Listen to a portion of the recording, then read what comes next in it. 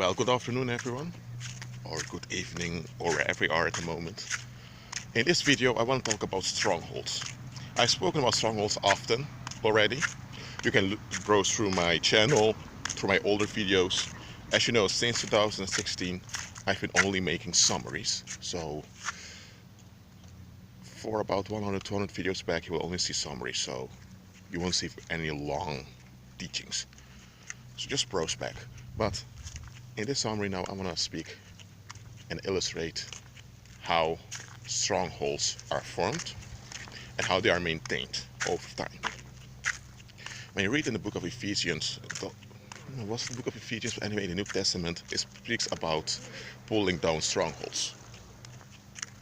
Now, when I read that the first time, I was thinking, what is this about pulling down strongholds? It has to do with the mind.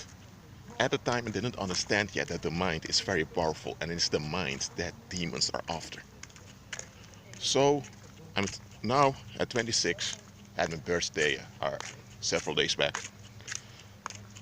I'm going to give an illustration of a situation that I'm not familiar with, but it was going on in that society in the Netherlands, and how it developed over time. Now, around 20 years, maybe too long, 18, 17 years ago, there were those lads, let's call them that way, lads that were robbing stores, or they were pickpockets. And what happened? When police arrested them, most of them were from Moroccan descent. Now what happened? Those young men were from broken families. I'm not saying that because they're from a broken family that it justified what they were doing. Nevertheless, they were from broken families, and that contributed to them being so frustrated, and that anger leaked out against society. Now, at the time, when this came out, populist movements, because we had them back then already, they began to use racial remarks against those Moroccan people. They began to see them as the problem, and they forgot all about all the other criminality that's performed by native Dutch. Hold on. So a stigma developed in society against Moroccans. Now what do you think happened? This negative energy, because it is negative energy that began to flow towards those people, it built up. Of course, people don't see it build up because something happens in the paranormal, but it built up. And when it built up, it attracted demons. So when it had become a hotspot of negative energy, the demons began to use it to draw more people in it. And look at this. In the social world, when there's a stigma that relates to you, it is not in your advantage to have such stigma enforced upon you. Because often people agree with a stigma without doing their proper research. So in this case, many employers began to refuse Moroccans at the workplace. Yep, that happened. So those young men, not all of them are young men, but I'm particularly focused on young men now. You'll understand later why. They now had more trouble finding a job and settling in society because there was a stigma against them. And this stigma itself caused a lot of dropouts from schools. And now you had the criminal world that became attractive to them because you could make money very fast. And you know what? Demons were happy with this because now you have more young men who are involved in their strongholds. So when this all was going on, I'm talking both with what happened in society and the spiritual that's behind it, because most people don't look at the spiritual. When it happened, there was this professor, I believe it was from Rotterdam, Pim Fortuyn, and he began to speak about the problems that the society was facing. And he had a sociological vision of where things were going, and he came up with ideas how to prevent future trouble that he saw developing. Now, as far as I know, this man had no knowledge of the spiritual. Maybe it did. I'm saying as far as I know. Maybe he used a satanic charm, maybe that, but as far as I can see when I've analyzed his speeches and his text, the things he published, he doesn't seem like anyone who even understood the spiritual realm. But again, I can be wrong. So this man came out, he got media attention, and even beginning his own political party. But a lot of people, especially people from the political left, couldn't stand him. Well, for obvious reasons. He wanted to go against the European Union, against the Bilderberg meetings, against all of that. And what happened? In 2002, the guy was killed with 6 shots. 6. Now, if you know anything about the underworld, about the shadow governments, they work in rituals. So when someone is shot 6 times, you know that it's a project by the underworld. So let it be clear. So the guy was killed. A lot of people in this nation were mourning about him, even people that were not native Dutch. But life went on, and people kind of forgot about the issue that was developing. One of the issues he addressed was namely about those Moroccan youths. But because look, the guy was killed by a native Dutch, and leftist extremist. He should be called a domestic terrorist, but for some reason they don't call him that way. Now, the Moroccan youth, okay? Not all of them, but there were issues with it. But people began to forget about it, especially the media.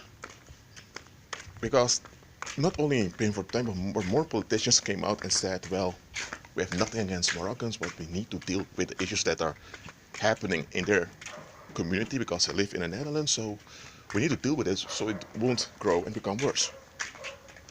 Well, 10 years later, in 2012, there was this cocaine deal that went wrong in Antwerp, in Belgium. A guy from Curacao, I believe, I'm from Curacao, and things that happen concerning the Curacao community circulate quickly.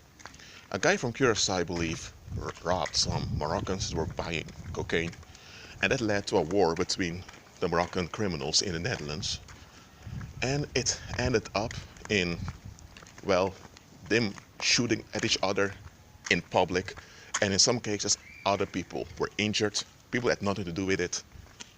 Sometimes even little children became victim. Little children were victimized because of it. And as I speak now, 2017, there are mafia wars between Moroccan criminals being fought out in the Netherlands, especially in certain places like Schiedam or Rotterdam, or you go to The Hague also. Amsterdam, of course, because, well, it's kind of the headquarters of criminality around here, not only of the Netherlands.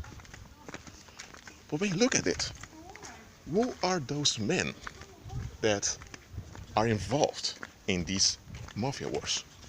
Because it has grown to a big societal issue that affects many, many people. So, goedendag. What is it about? Well, about before all those wars that broke out in 2012, let's go back to 2002. Before that politician, Pim Fortuyn, was murdered. Well, some people don't want to call him a politician. He didn't have an official office, but okay, I just call him a politician because he was active and had a political vision. When he was addressing the issue, it was already developing, becoming very big. But people denied it, so they allowed the stronghold to remain, and others began to feed the stronghold by becoming bitter and negative about it. And this was fueling the paranormal, because demons feed off of the negative energy that people emit, worldly people emit, because they operate in the negative. And those men, those young boys, those lads on the street they were just acting out of frustrations.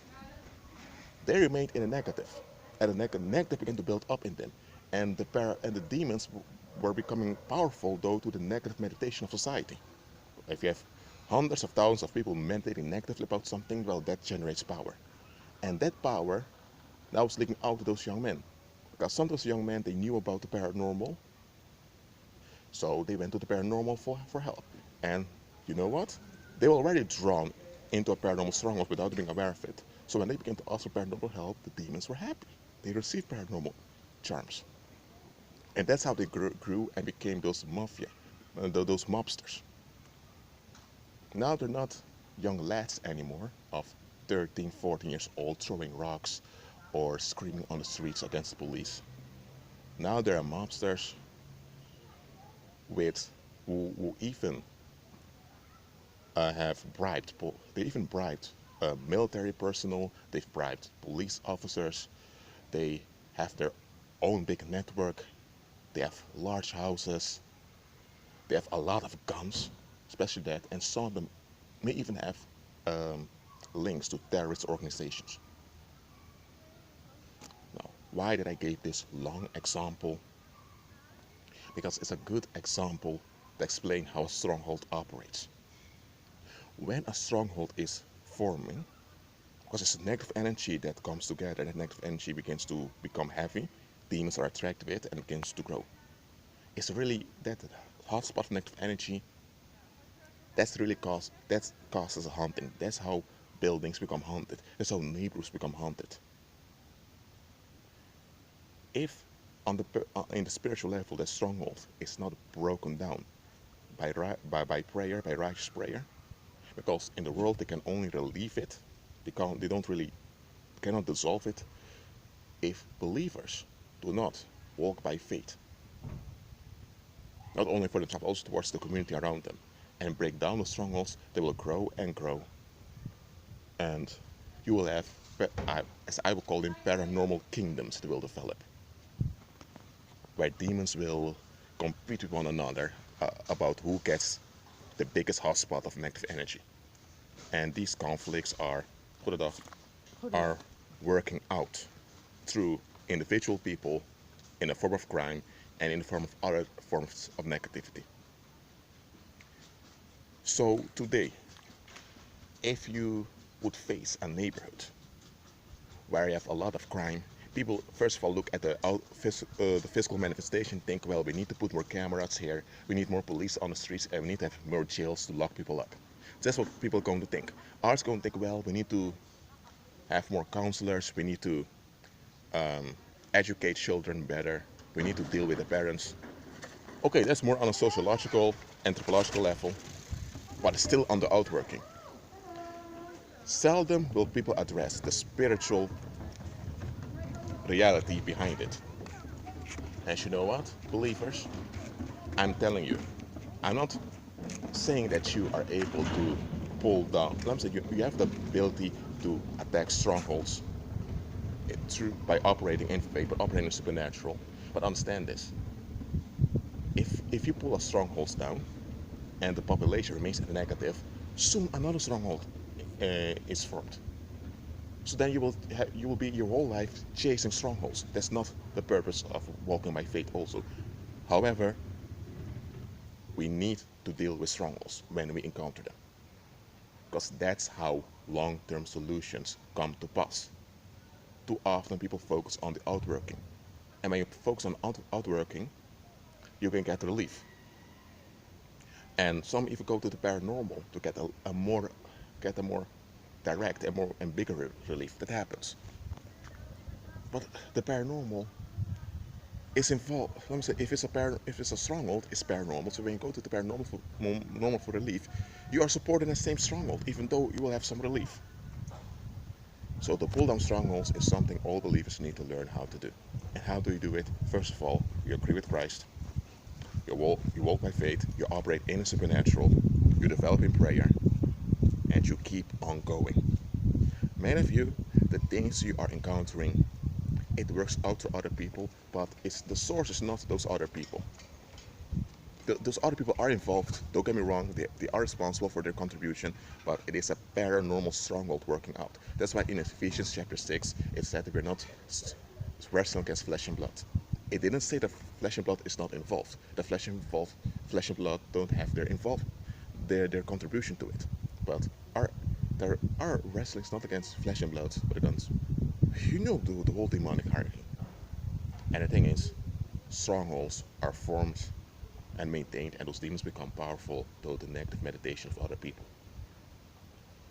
Often those people are trapped by those same strongholds they, without being aware of, are energizing.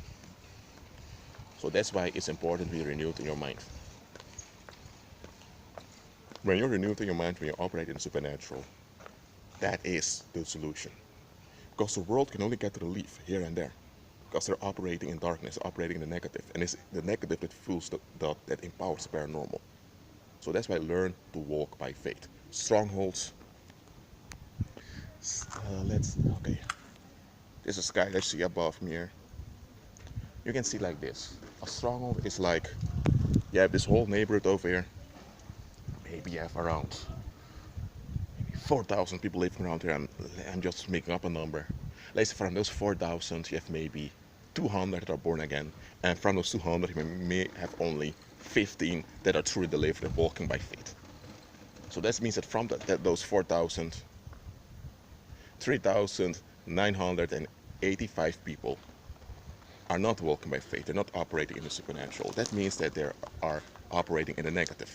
Some more intensely than others, but they're in the negative. That means that all of those 4,000 people are emitting negative energy from their souls. And all that negative energy is like a fog in the environment. And let's say the negative energy becomes so much that in the sky you have these gray clouds that are forming. And what happens? Demons begin to nest in them, and they begin to draw more of that energy. And by drawing that energy, they get a hold of people. They get a hold on the people's souls. So those people are not possessed, or they may not even have, they're not possessed, they don't have demons in their bodies. They may not even have demons in their energy fields, but their energy field is emitting that darkness. And because because the negative energy is heavy and it's kind of sticky, those demons in those gray clouds, they now have a hold on the souls of those people. So that's the idea. So if you would look in the spiritual, you would see a lot of heavy clouds here and there. And you will see all kinds of entities in them. That's what a stronghold is. And that is what you are facing as believers. So know where your enemy is. It's not those other people, even though those other people can operate in enmity towards you. And I'm not saying that you have to excuse all those people and that they should never be addressed, but know where your enemy is. Why? Because you know who the Most High is. You know who the Messiah is. Well, that's it for now. Keep walking my faith and be at peace.